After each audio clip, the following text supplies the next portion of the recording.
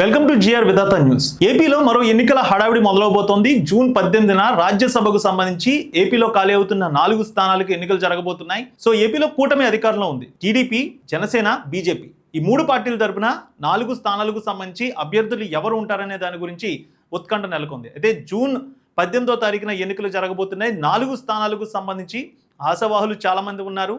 జనసేనకి ఇది కీలకమైనటువంటి ఒక ఎన్నిక చెప్పుకోవాలి. ఎందుకంటే రాజ్యసభలో ఇప్పటివరకు ప్రాతినిధ్యం వహించలేదు. రాజ్యసభకి తొలిసారి జనసేన పార్టీ నుంచి ఎవరు వెళ్ళబోతున్నారనే చర్చ కూడా కనిపిస్తోంది. మనం టుడే టాపిక్ లో హైలైట్ చూసుకున్నట్లయితే ఏపీ నుంచి రాజ్యసభకు వెళ్లేది ఎవరు అనేది చూసుకున్నట్లయితే తెలుగుదేశం పార్టీ నుంచి సుమారు 10 మంది అయితే ఈ రేస్ లో కనిపిస్తూ ఉన్నారు. జనసేన నుంచి కూడా 4 నాయకులు ఈ యొక్క స్థానం కోసం చూస్తూ ఉన్నారు. బీజేపీ నుంచి కూడా అధిష్టానం ఎవరి పేరు చెబితే వారు అవ్వబోతున్నారు. మనం ఒకసారి చూద్దాం. ఒకసారి మనకు సంబంధించినటువంటి ఈ డీటెయిల్స్ లో ఒకసారి నేను మీకు పూర్తి డీటెయిల్స్ అయితే తెలియజేయబోతున్నాను. ఏ పార్టీ తరపున ఎవరు ఈ ఆశలో పెట్టుకున్నారు, అదేవిధంగా అధిష్టానం ఎవరిని ఫైనల్ చేయడానికి తమ లిస్ట్ లో పెట్టుకుంది అనేది ఒకసారి చూసుకున్నట్లయితే కిలారు రాజేష్ పేరు ప్రముఖంగా వినిపిస్తోంది. నారా లోకేష్ క్లాస్మేట్. అదేవిధంగా 2014 ఎన్నికల నుంచి చూసుకున్నట్లయితే నారా లోకేష్ కి చాలా సహాయం చేసిన వ్యక్తి, పార్టీకి వెన్నుదన్నుగా ఉన్నటువంటి వ్యక్తిగా చెప్పుకోవాలి. మంచి స్నేహితుడు. రాజేష్ కి ఖచ్చితంగా రాజ్యసభలో అవకాశం ఇవ్వడానికి ఒక చర్చ జరుగుతోందని, లోకేష్ కి ఖచ్చితంగా ప్రయారిటీ రాజేష్ పేరు అయితే లోకేష్ చెప్తున్నట్టు కూడా ఒక మాట అయితే వినిపిస్తుంది. ప్రస్తుతం ఖాళీ అవుతున్నటువంటి 4 స్థానాల్లో ఎంపీగా ఉన్నటువంటి సానా సతీష్ పేరు వినిపిస్తోంది. ప్రస్తుతం ఆయన ఈ యొక్క స్థానాన్ని తీసుకుంటారనే చర్చ కూడా కనిపిస్తోంది. సో పార్టీకి చాలా సపోర్ట్ గా ఉన్న వ్యక్తి సతీష్. అదేవిధంగా నారా లోకేష్ కి చాలా దగ్గరైన వ్యక్తి. చంద్రబాబు నాయుడికి బాగా అనుచరుడుగా, కీలక నాయకుడిగా, పార్టీకి ఎలాంటి సమయంలోనైనా ఒక సపోర్ట్ గా ఉండే వ్యక్తిగా సానా సతీష్ కి పేరు ఉంది. ఆయన పేరు వినిపిస్తోంది. ఇక గుంటూరు సెగ్మెంట్ లో చూసుకున్నట్లయితే ఎన్నో ఏళ్లుగా ఎంపీగా పోటీ చేయడానికి చూస్తున్నారు. భాష్యం రామకృష్ణ, భాష్యం విద్యా సంస్థల అధినేతగా ఉన్నారు ఆయన.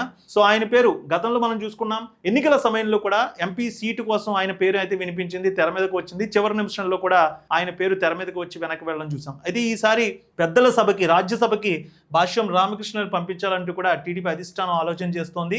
సో తమ లిస్టులో ఆయన పేరు కూడా కనిపిస్తోంది. ఇక ఎమ్మెల్సీగా ఉన్నటువంటి టీజీ జనార్దన్, తెలుగుదేశం పార్టీకి కీలకమైనటువంటి నేత, చంద్రబాబు నాయుడికి, అదేవిధంగా నారా లోకేష్, మంత్రి నారా లోకేష్ కి, బాలయ్య బాబుకి అందరికీ దగ్గరైన వ్యక్తి టీజీ జనార్దన్. రాజ్యసభకి ఆయన పేరు కూడా ప్రస్ఫుటంగా వినిపిస్తోంది. ఇక తెలుగుదేశం పార్టీలో ఎప్పటి నుంచో ఉన్నటువంటి, అంటే ప్రారంభం నుంచో ఉన్నటువంటి, ఎన్టీఆర్ నుంచి ఉన్నటువంటి నాయకుడు యనమల రామకృష్ణుడు, తూర్పుగోదావరి జిల్లా కీలకమైనటువంటి నాయకుడిగా ఉన్నారు. ఆయన ఎన్నో కీలక పదవులు చేశారు. అయితే ప్రస్తుతం రాజకీయంగా చూసుకున్నట్లయితే రాజ్యసభకు వెళ్ళాలని ఆయనకు కూడా కోరికగా ఉంది. సో ఆయన ఇప్పటికే తన అభిప్రాయాన్ని కూడా తెలియజేశారు చంద్రబాబుకి, మంత్రి లోకేష్కి. సో ఆయన పేరు కూడా ప్రస్తుతం వినిపిస్తోంది. అలాగే చింతకాయల అయ్యన్న పాత్రుడి కుమారుడు విజయ్, తెలుగుదేశం పార్టీ కీలకంగా అనేకమైనటువంటి సభల్లో కూడా విజయ్ ప్రసంగాలు కూడా ఎంతో హైలైట్ అయ్యాయి. ఆయన పేరు కూడా ప్రస్తుతం వినిపిస్తోంది. చింతకాయల విజయ్ పెద్ద కుమారుడు ఆయనకు. సో అయ్యన్న పాత్రుడి కుమారుడు విజయ్ పేరు కూడా ప్రస్తుతం వినిపిస్తుంది. ఆయన కూడా ఈ రేస్ లో ఉన్నారు. ఇక అలాగే గల్లా జయదేవ్, మాజీ ఎంపీ, అమరాన్ కంపెనీ నిర్వహిస్తున్నారు. ఆయన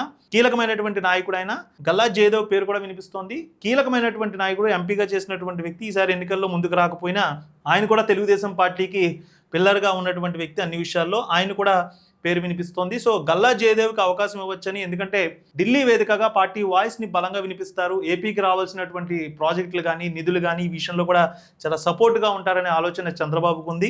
గల్లా జయదేవ్ పేరు కూడా వినిపిస్తోంది. ఇక కీలకంగా చూసుకున్నట్లయితే వర్ల రామయ్య, తెలుగుదేశం పార్టీకి మైక్ ముందు వచ్చి ఏ విషయంలోనైనా సరే కీలకంగా మాట్లాడే వ్యక్తిగా ఉన్నటువంటి వర్ల రామయ్య, ఆయన కుమారుడిని అయితే రాజకీయంగా ఇప్పటికే చంద్రబాబు కీలకమైనటువంటి పదవిలో కూర్చోబెట్టారు. ఇక వర్ల రామయ్య ప్రస్తుతం రిటైర్మెంట్ స్టేజ్లో ఉన్నారని చెప్పుకుంటున్నారు. ఈ సమయంలో ఆయనకి ఇచ్చినట్లయితే, కీలకమైనటువంటి పదవి ఇచ్చినట్లయితే ఆ వర్గానికి న్యాయం చేసినట్టు ఉంటుందని కూడా చంద్రబాబు నాయుడు ఆలోచన. ఎప్పటి నుంచో వర్ల రామయ్య, చెప్పాలంటే 2-3 టైమ్స్ నుంచి వర్ల రామయ్యను రాజ్యసభకు పంపిస్తారని ఒక చర్చ అయితే జరిగింది. సో ఇప్పుడు కూడా ఆయన పేరు తెర మీదకు వచ్చింది. ఇక చూసుకున్నట్లయితే కంబంపాటి రామ్మోహన్, ఆయన పేరు కూడా వినిపిస్తుంది. కీలక నాయకుడు.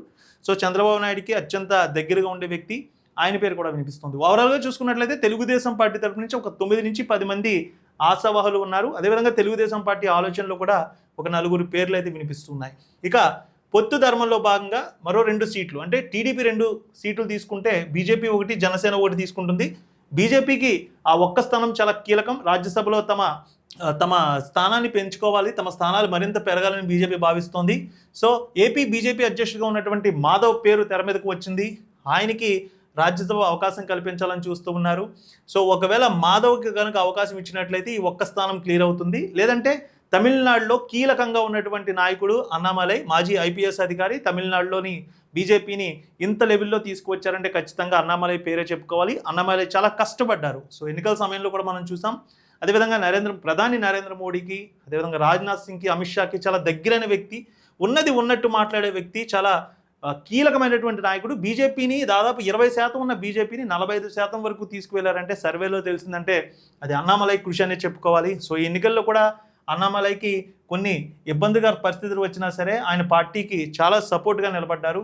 సో అన్నామలైని జాతీయ స్థాయిలో మరింత హైలైట్ చేస్తే ఇటు తమిళనాడులో ఇప్పుడు అధికారంలో ఉన్నటువంటి విజయ్కి, అదేవిధంగా డిఎంకే పార్టీకి ఎదురుగా నిలబడి బీజేపీని మరింత ముందుకు తీసుకువెళ్లే అవకాశం అన్నామలైకి కల్పించాలని బీజేపీ భావిస్తోంది. ఒకవేళ అదే కనుక నిజమైతే సౌత్ నుంచి, తమిళనాడు నుంచి అన్నామలైని పంపించడానికి చంద్రబాబుతో మాట్లాడి ఈ సీట్ని బీజేపీ తీసుకునే అవకాశం కనిపిస్తోంది. సో మాధవ్ పేరు, అన్నామలై పేరు, ఈ రెండు పేర్లు ప్రస్ఫుటంగా వినిపిస్తూ ఉన్నాయి. అయితే ఈ లిస్టులోకి మరో స్టేట్ నుంచి ఎవరైనా రావచ్చా అంటే ప్రస్తుతానికి ఆ పేర్లు అయితే వినిపించడం లేదు. తమిళనాడు రాష్ట్రం నుంచి అన్నామలై పేరు మాత్రం వినిపిస్తుంది. సో 50-50 ఛాన్స్ మాధవ్కి, అన్నామలైకి కనిపిస్తుంది.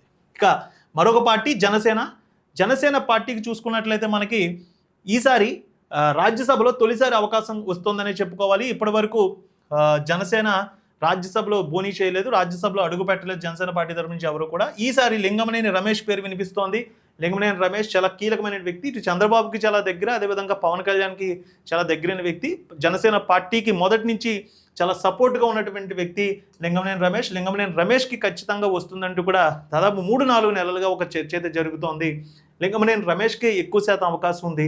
అయితే మరో కొత్త పేరు కూడా తెర మీదకు వచ్చింది 2 రోజులుగా. కొత్తపల్లి సుబ్బారాయుడు, పశ్చిమ గోదావరి జిల్లా నర్సాపురానికి సంబంధించిన వ్యక్తి, కీలక నాయకుడు, దాదాపు 4-5 సార్లు ఎమ్మెల్యేగా చేసిన వ్యక్తి, మాజీ మంత్రి, అదేవిధంగా కాప్ కార్పొరేషన్కి సంబంధించినటువంటి పదవిలో ఉన్నారు.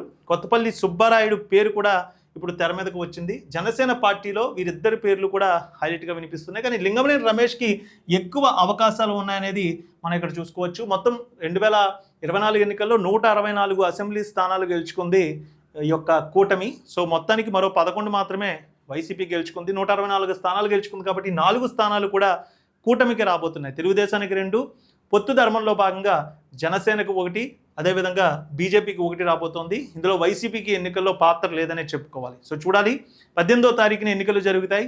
ఆ రోజే ఈ యొక్క ఫలితాలు కూడా వెలువడతాయి. ఖచ్చితంగా ఎవరికి టికెట్ ఇస్తారో వారు ఖచ్చితంగా గెలిచే అవకాశం అయితే ఉంటుంది. సో చూడాలి, మరొక 2-3 రోజుల్లో ఎవరు పేరు అనేది ఫైనల్ అవుతుందో అన్ని పార్టీలు కూడా తెలియజేయబోతున్నాయి.